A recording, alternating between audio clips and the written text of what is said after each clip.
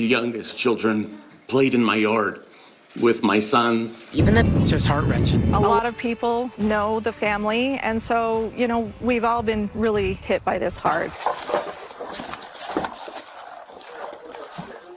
Right here. Go.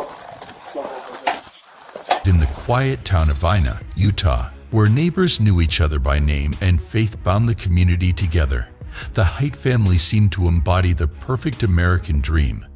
Michael Haight, a successful insurance agent, his wife Tasha, and their 5 beautiful children were fixtures at local church services and community events.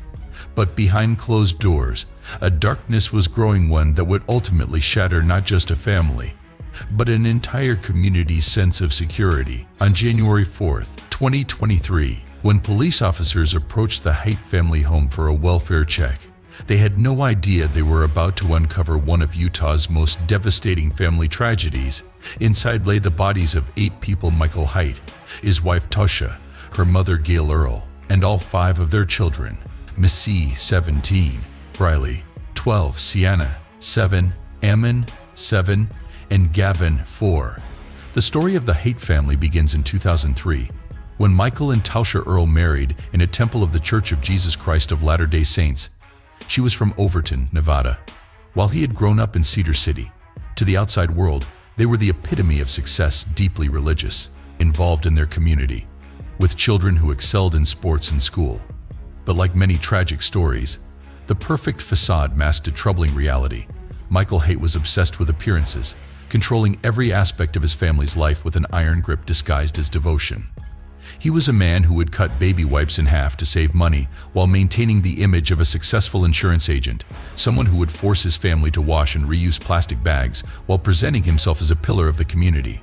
The cracks in this facade began to show in August 2020, when Michael faced an investigation for possibly abusing one of his daughters, though the case was closed without criminal charges due to insufficient evidence.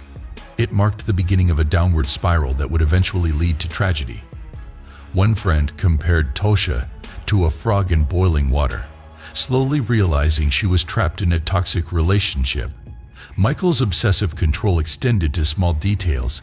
He demanded she reuse plastic bags and cut baby wipes in half to save money, belittling her over minor deviations. On Sundays, when the family gathered for scripture reading, his outbursts shattered the pretense of peace. Tasha confided that he called her fat, ugly, and a terrible mother in front of their children. The kids didn't flinch, accustomed to these displays of anger. Yet Tasha wasn't alone in her suffering. Michael's controlling nature affected their children, too. Their oldest daughter, Missy, was often pushed to achieve perfection in school, bringing her homework to church activities just to avoid his wrath. His gaze, described as pure evil, left the children feeling terrified.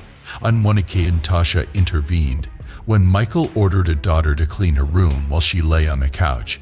Depressed, the daughter later admitted, "He hates me. I see it in his eyes." Despite the emotional turmoil, Tasha remained resilient. In her mind, she was honoring her commitment to her marriage, her family, and her faith. For years, she stayed, hoping things might improve. She poured her energy into her children, shielding them as best as she could from their father's explosive temper. By the summer of 2022, the situation had reached a breaking point. One of their daughters began exhibiting ideations, a chilling reflection of the environment they lived in. Tasha's decision to separate from Michael became inevitable. She shared with a witness how the household became a dream during his absence, emphasizing how much smoother life was without him. Her sense of peace was short-lived, as Michael agreed to counseling and moved back home. In December 2022, Tasha made the boldest move of her life. She filed for divorce. Michael was served the papers on December 27th, just days after Christmas. Friends later described his reaction as bizarre. He called Tasha acting nonchalant and demanded she leave their home but leave the children behind. Fearful for her safety, Tasha took her kids to her mother's house for the weekend. Michael, meanwhile, was unraveling. He had been fired from his job at Allstate due to improprieties in his work. This professional disgrace coupled with the impending divorce, placed his carefully crafted facade under threat. Michael's search history revealed his dark intentions. On December 30th, he researched how loud gunshots would be inside a house and whether neighbors would hear them. The chilling questions painted a clear picture of a man on the edge. As 2023 approached, Tasha remained cautious. She took steps to protect herself and her children. Even as Michael refused to move out of their home, friends reported that she was trying to maintain normalcy, attending church and youth activities with her children. Still, a sinister undercurrent lingered. Michael's escalating instability was evident, and Tasha's quiet determination to leave him became her ultimate act of defiance. The stage was set for a tragedy that no one in Enoch City could have anticipated. As the new year approached, the Haight household became a pressure cooker of tension and dread. Tasha Haight, determined to break free from her controlling and abusive marriage, was taking steps to finalize her divorce. Despite her bravery, friends noted her growing unease as Michael became increasingly unpredictable. His refusal to move out of their shared home added to her mounting fear. On December 27, 2022, when Michael was served with the divorce papers at his Allstate office, his reaction sent shivers down Tasha's spine. His seemingly casual response, a phone call, where he simply asked how her day was going, belied deeper anger simmering beneath the surface. When Tasha questioned him about the papers, he confirmed he had received them, adding an ominous demand she and the children needed to leave the house before he got home. Michael insisted the children should remain with him. That night, Tasha did what any protective mother would. She took her children to her mother Gail Earl's house in Leverkin, seeking refuge. It wasn't just Michael's reaction that worried her. His behavior in the days leading up to the separation had been erratic. He had withdrawn from his work life and had recently been terminated from Allstate under mysterious circumstances. While Michael told people he was leaving to become an independent agent, colleagues suspected otherwise. Whispers of financial impropriety circulated, and it became clear his career as an insurance agent was effectively over. Friends described Michael's fixation on appearances, noting that he refused to let anyone see cracks in his seemingly perfect life. To Michael, being terminated from his job and facing a divorce wasn't just personal failure, it was a public scandal. This obsession with maintaining an image may have played a role in his darkening thoughts. Over the weekend of December 30th, 31, Michael repeatedly showed up unannounced at Gail Earl's house, where Tasha and the children were staying. He asked Tasha to go on drives with him, but she refused each time, confiding in friends that she had a terrible feeling about being alone with him. Her instincts, sadly, were correct. In the meantime, Michael's online activity revealed his growing obsession with violence. On December 30th, his search history included chilling queries: how loud is a gunshot in a house? And would a neighbor hear a gunshot in a garage? He even delved into forums on Quora, looking for answers to these questions. The calculated nature of these searches signaled that Michael wasn't just spiraling emotionally, he was planning something catastrophic.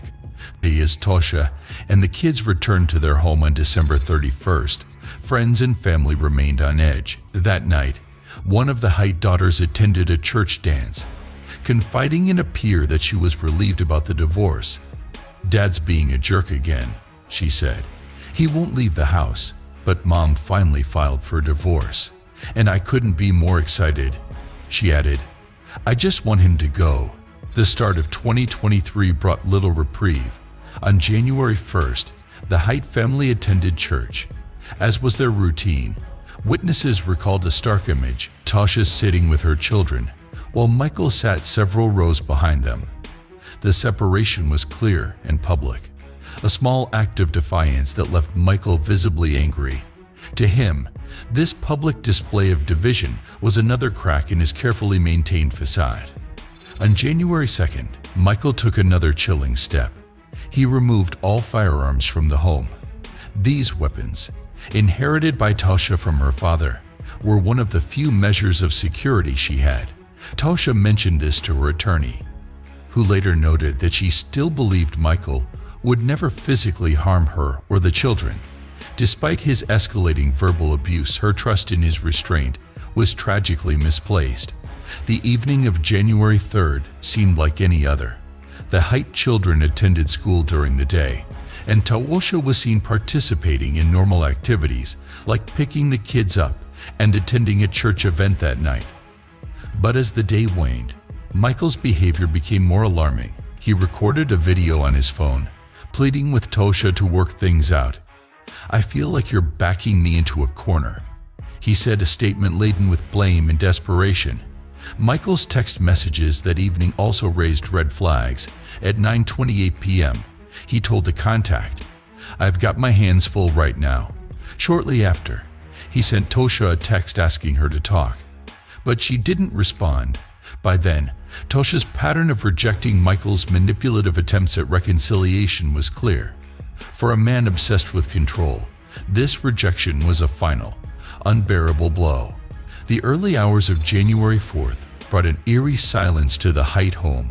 Around 3:30 a.m., a neighbor was startled awake by a series of loud bangs, initially dismissing them as fireworks. The sounds were later recognized as gunshots, the horrifying culmination of Michael's downward spiral. That morning, Taosha failed to attend a scheduled online appointment, sparking concern among her friends and community. Michael, too, was conspicuously absent from his meetings. A welfare check was requested at their home, but officers initially left after receiving no response at the door. Hours later, another welfare check was called in, and this time, the grim truth was uncovered. What lay inside the Haight home would send shockwaves through Enoch City and beyond. On the morning of January 4th, 2023, the small community of Enoch City was enveloped in an uneasy calm. Taosha Haight's absence at a scheduled online appointment did not go unnoticed. Concerned, her friends attempted to contact her, but calls went unanswered. By late morning, worry turned to alarm. Michael Haight's colleagues noted that he had failed to appear for his own meetings. These absences set off a chain of events that would lead to the heart of one of Utah's most harrowing tragedies. At approximately 11:02 a.m., officers arrived at the Haight residence for a welfare check. The house was eerily quiet, with no response to repeated knocks. Officers noted no signs of disturbance or noise coming from inside and eventually left, unaware of the horrors that awaited behind the closed doors. Hours later, concern grew unbearable. Taosha's family and friends, already troubled by her estranged husband's erratic behavior, requested another welfare check. This time, officers returned with a sharper sense of urgency. By now, neighbors were also on edge, recounting Michael's strange actions and the ominous sounds of the previous night. At around 3:50 p.m., a family friend decided to take matters into their own hands, entering the house through an unlocked door. They were met with a chilling sight: a lifeless body on a bed, surrounded by blood. The friend immediately backed out of the home and called the police, who rushed to the scene. When officers entered the house, they were met with a grim tableau that defied comprehension. Photos of the smiling Haight family lined the walls, a stark juxtaposition to the tragedy that had unfolded. The bodies of 8 family members, Taosha, her mother Gail, and all 5 children, lay in their respective bedrooms, each killed by gunshot wounds. In the basement's exercise room, Michael Haight was found dead on a sleeping bag, a self-inflicted gunshot wound ending his life. As investigators pieced together the scene, the scale of Michael's calculated violence became clear. His search history, including questions about gunshot sounds and the likelihood of neighbors hearing them, indicated premeditation. With the firearms he had removed from the home days earlier, he carried out the unthinkable, the execution of his entire family before taking his own life. The victim's final moments painted a heart-wrenching picture of innocence shattered. Gavin, the youngest at just 4 years old, was likely asleep in his room when he was killed. Sienna and Ammon, both 7, were similarly attacked in their beds. Briley, the 12-year-old, and Masih, the oldest at 17, were found in separate rooms, their lives stolen in an act of unimaginable cruelty. Gail Earl, Tosha's mother and a constant source of support, had also been targeted, as if Michael sought to erase every connection to his estranged wife's strength and security. Michael's actions left investigators and the community grappling with a fundamental question: why? What could drive a man to annihilate his own family? The answers, though deeply unsettling, lay in a web of control, shame, and an unyielding need to maintain appearances. In the days leading up to the tragedy, Michael's behavior revealed a man on the edge. His firing from Allstate had stripped away the professional veneer he so carefully cultivated. Losing his job wasn't just a financial blow, it was a crack in the perfect image he fought to preserve. The divorce, initiated by Tosha, represented another fracture in the life he had curated. These dual crises, combined with his obsessive need for control, culminated in his descent into violence. Friends and family later shared haunting details about Michael's actions leading up to that fateful night. He had refused to move out of the home, despite legal and social pressures. His obsession with documenting conflicts, filming Tosha and the children, photographing household items, and recording conversations spoke to a man desperate to maintain power, even as his world unraveled. For Tosha, the days before the tragedy were marked by quiet courage and a focus on her children's well-being. Despite her fears, she sought to maintain normalcy, attending church activities and engaging with her kids. Her efforts to shield them from Michael's wrath were thwarted, but she couldn't have predicted the extent of his brutality. The aftermath of the discovery left the tight-knit community of Enoch City in shock. The victims' names and their stories quickly became a focal point of mourning. Governor Spencer Cox addressed the tragedy, calling it senseless violence and urging prayers for the grieving community. President Joe Biden and First Lady Jill Biden released a statement, highlighting the devastating toll of gun violence, especially on children. The discovery of the Haight family's fate was a moment that Enoch City and the broader world would never forget. Friends and family close to Tosha described years of emotional abuse and manipulation, where even the smallest aspects of her life were dictated by Michael's iron grip. Financial control was one of his primary tools. Tosha was placed on strict budgets for household expenses and chastised for exceeding them by even a few dollars.